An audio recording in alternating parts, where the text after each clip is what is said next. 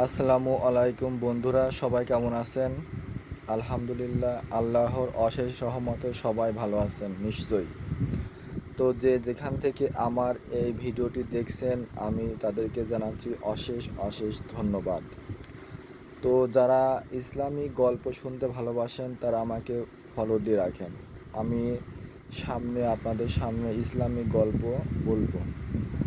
তো আজ যে বিষয়টি নিয়ে আমি কথা বলবো সেটি হচ্ছে দানের ফজিলত। করার যে ফজিলত বা দানের একটি গল্প, তার মাধ্যমে দানের বরকত সম্পর্কে আপনারা বুঝতে পারবেন। দান কবরের একটি অশেষ নিয়ামত। কবরে যে 5টি জিনিস নিয়ে আপনাকে যেতে হবে, তার মধ্যে দান বা ভালো আচরণ একটি। আপনি যদি দুনিয়াতে কিছু দান করে যান, তার ফল আপনি কিন্তু কবরে থেকেও কোনো কিছু না করেও পেতে থাকবেন, এবং সেটা কিন্তু কিয়ামত পর্যন্ত চলতে থাকবে। আর মহান আল্লাহ পাক রাব্বুল আলামিন যদি চান, তাহলে এই দানের বরকতে আপনাকে জান্নাতে প্রবেশ করাতে পারেন। সবাই বলি আমিন। আল্লাহ তাআলা সবাইকে জান্নাতবাসী করুন। হে বন্ধুরা, তো দান সম্পর্কে আমি এখন একটি গল্প বলবো। একটি গ্রামে একটি ছেলে ছিল, তার নাম ছিল সোহান।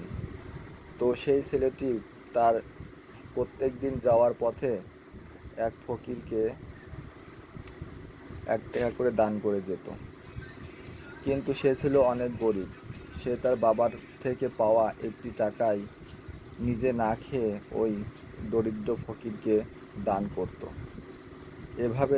এভাবে সেই ছেলেটি অনেক দিন যাবৎ সেই ফকিরকে দান করতে থাকে, এবং সে কোনো কিছু না পাওয়ার আশায় আল্লাহ তাআলার উদ্দেশ্যে দান করে।